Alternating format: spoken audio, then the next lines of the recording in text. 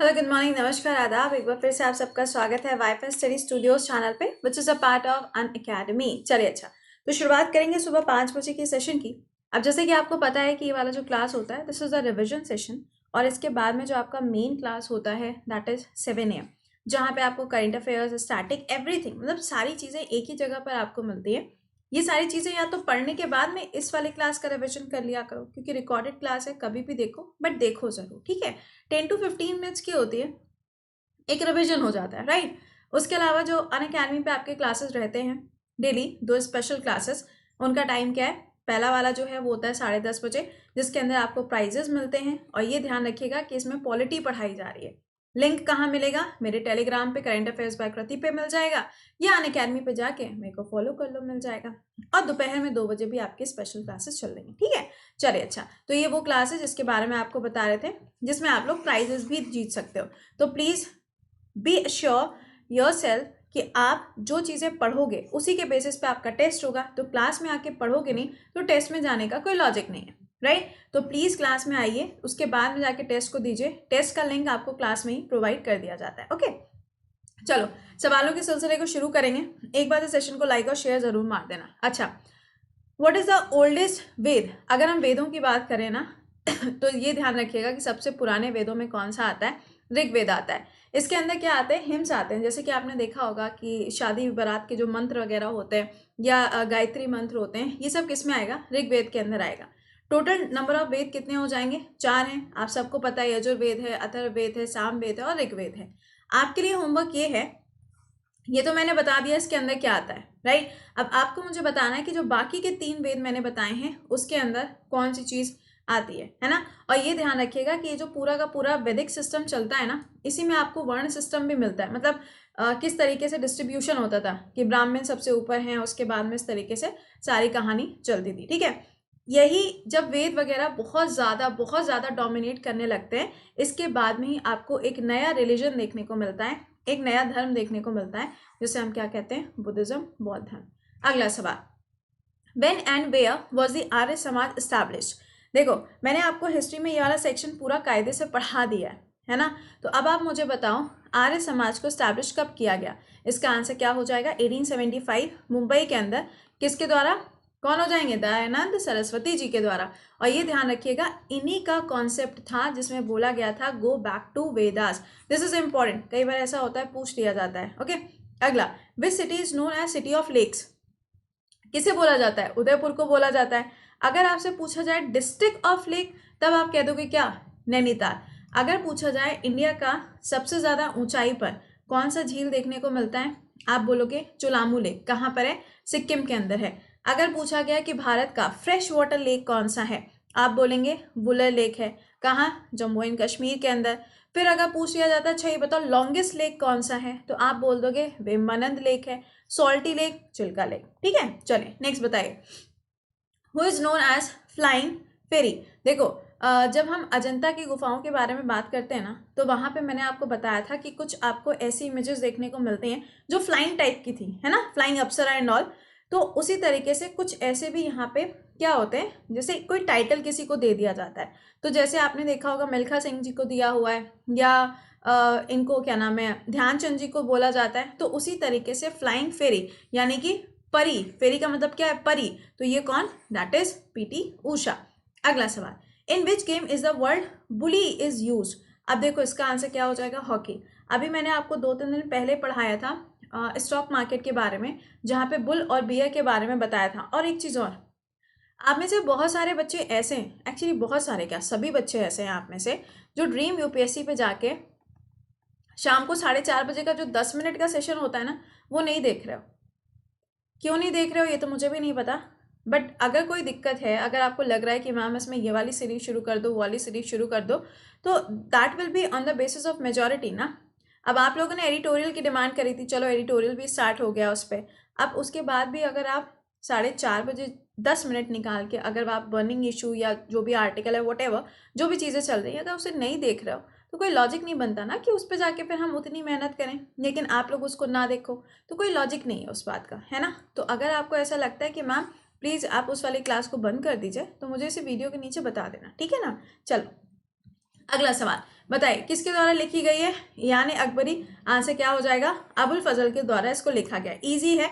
अच्छा, जहांगीर नामा हो या फिर आपका क्या नाम है बाबर नामा हो, ये सब बहुत अच्छे से पढ़ लेना, क्योंकि कोई ऐसा है कि जो जिसने खुद से लिखा है, कोई आपका ऐसा पीरियड मिलेगा जिसको आर्ट के लिए गोल्डन एरा बोला जाता है। तो these are important point. Okay, अगला, where did the East India company set up the first factory in India. भारत के अंदर सबसे पहली ईस्ट इंडिया कंपनी जो थी वो कहाँ पे लगाई गई थी, तो सूरत के अंदर। इसमें देखो बहुत सारे कॉन्फ्लिक्ट्स मिलते हैं कि 1608 था, 1609 था, 1616 था, तो प्लीज़ याद रखना 1608 था। एक्चुअली अगर देखा जाए तो देखो 1955 लिख रहे हो, हद ही हो जाती कभी कभी तो ईयर लिखने में। अच्छा, अगर देखा जाए 1599 में, तो इस टाइम पे अकबर थे ना, तो इसी टाइम पे कौन आया था, ब्रिटेन से कुछ लोग आते हैं जो इंडिया के साथ में ट्रेड करना चाहते हैं, बट फुली तरीके से अगर आप देखोगे तो सबसे पहली फैक्ट्री सूरत के अंदर स्टैब्लिश करी जाती है। अगला, कौन सा ऐसा स्टेट है highest production of gypsum in India. Gypsum का प्रोडक्शन राजस्थान। यहीं पे अगर आप देखोगे तो आपको मार्बल्स का प्रोडक्शन भी सबसे ज़्यादा मिलता है, माकरन नाम का एक जगह है वहाँ पे पाया जाता है। इसी तरीके से मस्टर्ड है, सरसों का भी मिलता है। वीट पूछा जाए, गेहूँ पूछा जाए, तो as per the new data, नए डेटा के हिसाब से एमपी हो जाएगा, और अगर सेंसस के हिसाब से आएगा तो 2011 के सेंसस के हिसाब से क्या होगा, आपका यूपी है ना। ऐसे ही वीट का पूछा जाएगा तो क्या कर दोगे, वेस्ट बंगाल। अगर अबरक माइका पूछा जाए तो क्या बोलोगे, आंध्र प्रदेश बोलोगे। ऐसे इसको याद रखना, ऐसे क्वेश्चंस आ रहे हैं। ओके अगला, Amarkantak is the origin of, कौन सी रिवर्स निकलती हैं, दो रिवर्स है एक्चुअली। एक रिवर है जो ऐसे करके ऐसे आती है ना, एक रिवर है जो ऐसे करके ऐसे आती है।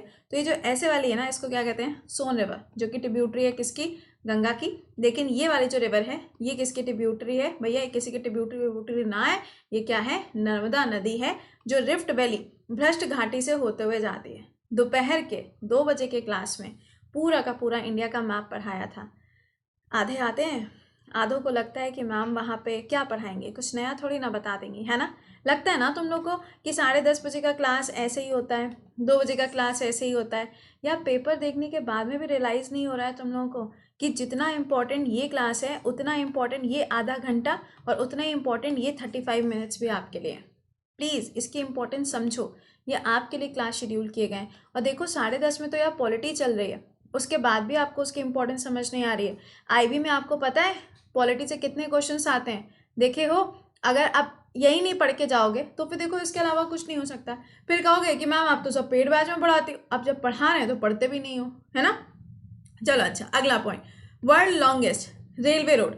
अब देखो पूरे वर्ल्ड का देखा जाए ट्रांस साइबेरिया है ना, ये कौन कौन से देशों को जोड़ता है, तो पीटर्सबर्ग और व्लादिवोस्टॉक, रशिया में ही आपको दोनों जगह मिलती हैं। नाउ द पॉइंट इज, अगर इंडिया में पूछा जाए, है ना, इंडिया में लॉन्गेस्ट प्लेटफॉर्म पूछा जाए तो आप आंसर क्या करोगे, हुबली इसका आंसर होगा। कहाँ पे, कर्नाटका के अंदर इसकी लोकेशन है। अगला, वेयर इज विजय स्तंभ लोकेटेड। अगर विजय स्तंभ पूछा जाए तो इसकी लोकेशन आपको कहाँ पे मिलती है, ये चित्तूर के अंदर आपको इसकी लोकेशन मिलेगी। अगला, वाइस प्रेसिडेंट को इलेक्ट कौन करता है, तो देखो इसमें किसका किसका इलेक्शंस में पार्टिसिपेशन होता है, लोकसभा होगी, राज्यसभा होगी। ये ध्यान रखना, इसमें स्टेट का कोई भी पार्टिसिपेशन नहीं होता है। इसके अंदर सभी लोग पार्टिसिपेट करते हैं, चाहे नॉमिनेटेड हो चाहे कुछ भी हो, सभी लोग इसके अंदर पार्टिसिपेट करते हैं। अगला, कौन सा ऐसा मूवमेंट है जिसके अंदर गांधी जी ने क्या किया था, नमक वाला जो कानून था उसको तोड़ा था, यानी कि सॉल्ट लॉ जो था उसे ब्रेक किया था। तो आंसर हो जाएगा सिविल डिसोबीडियंस मूवमेंट। अब देखो ये कब, दांडी मार्च कब स्टार्ट हुआ था, दांडी मार्च मार्च में स्टार्ट हुआ था, डेट मैंने आपको बता ही दी है, तो ये आपको याद रखना है, इसकी शुरुआत होती है। अगला, by which constitution amendment fundamental duty, अब मौलिक कर्तव्यों को कौन से संविधान संशोधन से जोड़ा गया, आंसर क्या हो जाएगा, 42 है। अच्छा, कौन सी कमेटी के कहने पर, आंसर होगा स्वर्ण सिंह।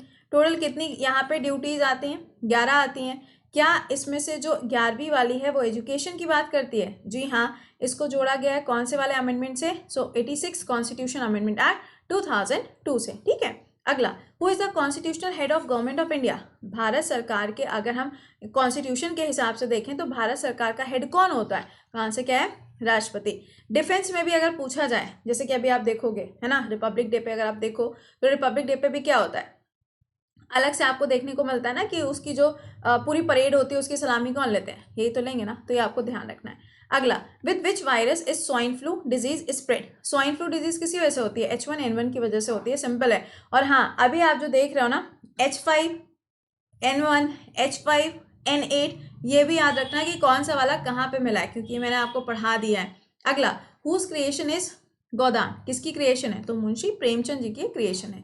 अगला, which is the first country in the world to complete the ban on tobacco. Completely देखो, जब शब्द आता है ना, ऐसा लगता है कि हमारे इंडिया के अंदर भी बहुत सारी जगह पर है, बट इंडिया में कहा तो गया है कि बहुत सारी जगह पर इसके ऊपर बैन लगा हुआ है, जैसे कि अल्कोहल भी है, बट आपको भी मालूम है आगे, है ना। बट ये जो कंट्री है ना, यहाँ पे पूरी तरीके से बैन लगा हुआ है। अगला, who was the last Mughal emperor, answer क्या है, बहादुर शाह जफर। और ये ध्यान रखिएगा कि 1857 में जो विद्रोह होता है उसके अंदर ये कहाँ से लीड करते हैं, दिल्ली से। बाद में इनको अरेस्ट कर लिया जाता है, रंगून भेज दिया जाता है, और फिर आगे तो पता ही है, इनके पिया गए रंगून और वहाँ से किया नहीं है टेलीफोन, क्योंकि कुछ दिनों बाद ये क्या हो जाते हैं, चल बसते हैं। तो ये आपको ध्यान रखना है। अगला, where is Bhabha atomic research institute. देखो भैया ध्यान से सुनो, कहाँ, मुंबई में। यहीं अगर आप देखें सीरम इंस्टीट्यूट, जहाँ पे भी आग लगी थी ना पुणे के अंदर, तो ये भी जगह आपको कहाँ मिलेगी, महाराष्ट्र के अंदर ही मिलेगी। तो ये तो हमने क्वेश्चन डिस्कस किए। अब देखो अभी मुलाकात होगी 7 बजे के क्लास में, जहाँ पे फुल ऑन चार्ज होके आया करो, ठीक है। क्योंकि ये मत किया करो मैम हाथ दुखने लगा, मैम ये हो गया, मैम वो हो गया, मैम सर्दी बहुत ज़्यादा है, मैम कोहरा बहुत ज़्यादा है, ये सब मत किया करो 7 बजे की क्लास में। तो 7 AM पे भी मुलाकात करेंगे लाइव सेशन में। और इसके अलावा अगर अभी तक भी भैया पेड बैच ज्वाइन नहीं किया है और अगर बेसिक से पढ़ना चाहते हो आप, तो आपके पास में अभी भी मौका है ना। तो ये सारे बैचेस आपको एक ही साथ मिल जाएंगे, आपको 10 जगह भागने की ज़रूरत नहीं है। आप क्या कर सकते हो, बैच को ज्वाइन कर सकते हो, क्योंकि भाई देखो प्राइस तो इंक्रीज होना ही था, तो अभी शायद थोड़ा प्राइस इंक्रीज हुआ है, आते आते अभी पता नहीं और कितना प्राइस इंक्रीज हो जाएगा। तो कृति 10 कोड यूज़ करके आप अभी भी बैच को ज्वाइन कर सकते हो। क्या करना है, अनअकैडमी ऐप पे जाना है, SSC गोल सेलेक्ट करना है और आप गेट सब्सक्रिप्शन पे जाके इसको अवेल कर सकते हैं। 12 मंथ्स यहाँ पे लगाना है क्या, कोड। अगर आप 2 साल के लिए भी जाते हो तो this is up to you, ये आपके ऊपर डिपेंड करता है, आपके पता होना चाहिए ना कि आपको कितना टाइम चाहिए, ठीक है। चलिए तो मिलते हैं फिर आप लोगों से 7 बजे के सेशन में। टिल देन खुश रहिए, मुस्कुराते रहिए, bye bye and take care.